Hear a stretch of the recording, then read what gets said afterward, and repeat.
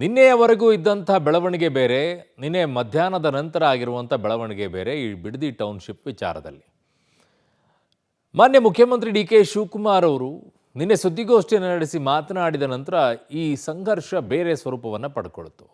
ಕುಮಾರಸ್ವಾಮಿ ಅವರು ಕೂಡ ದೆಹಲಿಯಲ್ಲಿ ಕೂತ್ಕೊಂಡು ಒಂದು ಸುದ್ದಿಗೋಷ್ಠಿಯನ್ನು ಮಾಡಿ ಅವರು ಕೂಡ ಕೊಟ್ಟರು.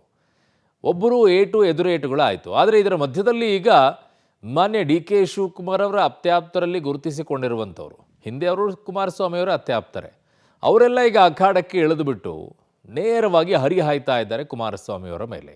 ಏನಂತ ಮಾತನಾಡ್ತಾ ಇದ್ದಾರೆ, ಯಾವ ವಿಚಾರವನ್ನೇ ಎತ್ಕೊಂಡಿದ್ದಾರೆ, ಡೀಟೇಲ್ಸ್ ಎಲ್ಲ ಇಲ್ಲಿದೆ ನೋಡಿ. ಮುಗಿಯದ ಟೌನ್ಶಿಪ್ ರಾಜಕೀಯ ರಾಡಿ, ಡಿಕೆಶಿ ಎಚ್ಡಿಕೆ ನಡುವೆ ವಾಕ್ಸಮರ, ಸಿಎಂ ಡಿಕೆಶಿ ಬೆನ್ನಿಗೆ ನಿಂತ ಆಪ್ತ ಶಾಸಕರು. ಬಿಡದಿ ಟೌನ್ಶಿಪ್ ವಿಚಾರವಾಗಿ ಡಿಕೆ ಶಿವಕುಮಾರ್ ಹಾಗೂ ದಳಪತಿಗಳ ಮಧ್ಯೆ ಪ್ರತಿಷ್ಠೆ ಜಿದ್ದಾಜಿದ್ದಿ ನಡೀತಾ ಇದೆ. ನಿನ್ನೆಯಷ್ಟೇ ಮಾಜಿ ಪ್ರಧಾನಿ ದೇವೇಗೌಡರು ಮತ್ತು ಕುಮಾರಸ್ವಾಮಿ ಅವರ ಆರೋಪಕ್ಕೆ ಡಿಕೆಶಿ ಕೌಂಟರ್ ಕೊಟ್ಟಿದ್ದರು. ನಾನು ಮುಖ್ಯಮಂತ್ರಿ ಆಗಿದ್ದನ್ನು ಸಹಿಸಲಾಗದೆ ನನ್ನಣ್ಣ ಎಚ್.ಡಿ. ಕುಮಾರಸ್ವಾಮಿ ಅವರು ಎಚ್ಚರಗೊಂಡಿದ್ದಾರೆ, ಕೈ ಹಿಸುಕಿಕೊಳ್ತಾ ಇದ್ದಾರೆ ಅಂತ ಕುಮಾರಸ್ವಾಮಿ ಮುಖ್ಯಮಂತ್ರಿ ಆಗಿದ್ದಾಗ ಬಿಡದಿ ಟೌನ್ಶಿಪ್ಗಾಗಿ ಮಾಡಿದ್ದೆಲ್ಲವನ್ನ ದಾಖಲೆ ಸಹಿತ ಮುಂದಿಟ್ಟಿದ್ದರು. ಅಲ್ಲದೆ ನನ್ನನ್ನು ಜೈಲಿಗೆ ಕಳಿಸಲು ಎಲ್ಲ ಪಿತೂರಿ ಮಾಡ್ತಾ ಇದ್ದಾರೆ, ಇದೆಲ್ಲ ನನಗೆ ಗೊತ್ತಿದೆ ಅಂತ ಸಿಎಂ ಅಬ್ಬರಿಸಿದರು. ಇದರ ಬೆನ್ನಲ್ಲೇ ಕುಮಾರಸ್ವಾಮಿ ಸಹ ಸುದ್ದಿಗೋಷ್ಠಿ ನಡೆಸಿ ವಾಗ್ದಾಳಿ ನಡೆಸಿದರು. ಇದು ನನ್ನ ಕನಸಿನ ಯೋಜನೆ ಅಲ್ಲ, ನನ್ನ ಯೋಜನೆ ಅಲ್ಲ. ಇದು ನನ್ನ ಯೋಜನೆ ಅವಶ್ಯಕತೆನೂ ಇಲ್ಲ, ನಂದು ಅನ್ಸ್ಕೊಳ್ಳೋಕೆ ಅವಶ್ಯಕತೆನೂ ಇಲ್ಲ. ನಾನು ಇದಕ್ಕೆ ಪಿತಾಮಹ ಆಗ್ಲಿಕ್ಕೂ ಇಷ್ಟ ಇಲ್ಲ. ಇದನ್ನ BMRD ಇಂದ ಪಬ್ಲಿಕ್ ಪ್ರೈವೇಟ್ ಪಾರ್ಟ್ನರ್ಶಿಪ್ PPP ನನ್ನ ಗೌರವಾನ್ವಿತ ನಮ್ಮ ಅಣ್ಣವರ ಅಂತ ಎಚ್.ಡಿ. ಕುಮಾರಸ್ವಾಮಿ ಅವರು ತೀರ್ಮಾನ ಮಾಡಿದ್ರು. ಇವರಿಗೆ ಬ್ರದರ್ ಅವಶ್ಯಕತೆ ಇಲ್ಲದೆ ಇದ್ದ ಮೇಲೆ ಈ ಯೋಜನೆ ಕೈ ಯಾಕೆ ಹಾಕೊಂಡವ್ರೆ? ಇವ್ರಿಗೆ ಅವಶ್ಯಕತೆ ಇಲ್ವಂತೆ, ಮತ್ತು ಯಾರಿಗೆ ಅವಶ್ಯಕತೆ ಇದು? ಡೆಲ್ಲಿಲಿ ಅವ್ರನ್ನ ಕರ್ಕೊಂಡೋಗಿ ಕೂರ್ಸೋರಲ್ಲ, ಈಗ ಅವ್ರು ಇದನ್ನ ಮಾಡಂತ ಹೇಳಿ ಕಳಿಸಿದ್ರು, ಇಲ್ಲ ನಾನು ಹೇಳಿದ್ದೀನ.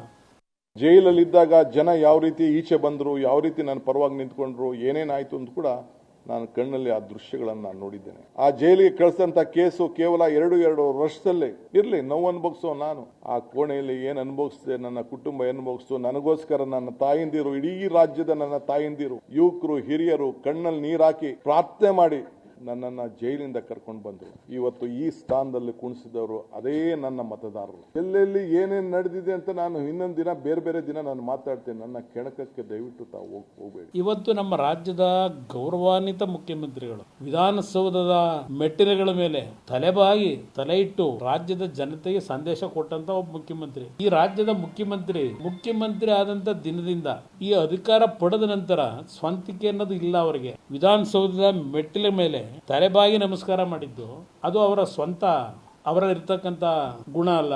ಅದನ್ನು ಕಾಪಿ ಮಾಡಿದ್ದೆ ಇವ್ರ ಕೆಲಸ. ನರೇಂದ್ರ ಮೋದಿ ಅವರು ಯಾವ ರೀತಿ ನಡ್ಕೊಂಡ್ರು ಅದನ್ನ ಇದರಲ್ಲೂ ಕಾಪಿ ಮಾಡಿದಂಥದ್ದು. 2007 ಆಗ ರೈತನಿಗೆ 22 ಲಕ್ಷ ರೂಪಾಯಿಯಿಂದ ಕೃಷಿಗೆ ಬಾಗಾಯಿತು 25 ಲಕ್ಷ ರೂಪಾಯಿವರೆಗೂ ಕೂಡ ಕೊಡಬೇಕು ಅಂತೇಳಿ ಅವರು ಜಮೀನಿಗೆ ಫಿಕ್ಸ್ ಮಾಡಿದ್ರು. ಇದು ಸರ್ಕಾರದ ಆದೇಶ ಕೂಡ ಇಲ್ಲಿದೆ. DLFಗೆ ಒಂದು ಲೆಟರ್ ಕೂಡ ಬರೆದು, ನೀವು ನಮಗೆ ಸೆಕ್ಯೂರಿಟಿ ಡಿಪಾಸಿಟ್ ಕಟ್ಟಬೇಕು, 100 ಕೋಟಿ ಒಂದು ಕಡೆ, 200 ಒಂದು ಕಡೆ, ಒಟ್ಟು ಸೇರಿ 300 ಕೋಟಿ 15 ದಿನದೊಳಗೆ ಕೊಡಬೇಕು ಅಂತೇಳಿ ಅವ್ರಿಗೆ ಲೆಟರ್ ಆಫ್ ಇಂಡೆಂಟ್ ಮಾಡಿ, ನೀ 15 ದಿನದಲ್ಲಿ ಅಗ್ರಿಮೆಂಟ್ ಮಾಡ್ಕೋಬೇಕು ಅಂತೇಳಿ ಮಾಡಿದ್ದಾರೆ. ಇದು ನಾನು ಮಾಡೋದನ್ನ ಈ ರಿಯಲ್ ಎಸ್ಟೇಟ್ ದಂಧೆ ಅಣ್ಣ ಅಪ್ಪಾಜಿ ಏನು ನಯ, ಏನು ಬಾ ಎಷ್ಟು ಇವತ್ತು ಮಾತಾಡ್ಬೇಕಾದ್ರೆ ಏನು ಗೌರವ. ಅಣ್ಣಾಜಿ ಅಪ್ಪಾಜಿ ಹೇ, ನಾನು ಕಾಣದೇ ಇರೋದು ಇವೆಲ್ಲ ಬ್ರದರ್. ಆರೋಹಳ್ಳಿಗೂ ಕೇತುಗನಹಳ್ಳಿಗೂ ಸಂಬಂಧ ಏನು? 2007 ರಾಜೀನಾಮೆ ಕೊಟ್ಟಿರೋದು.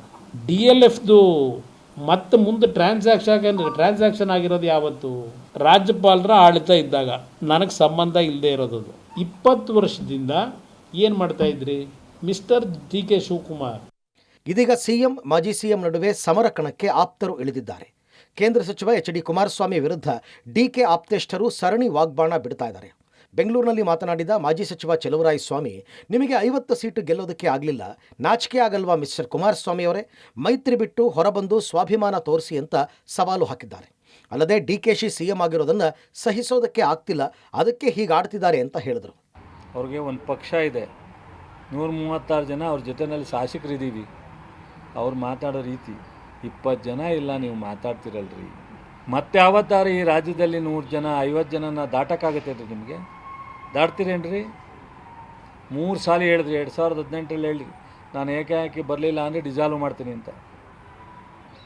ಮಾಡಿದ್ರೇನ್ರಿ?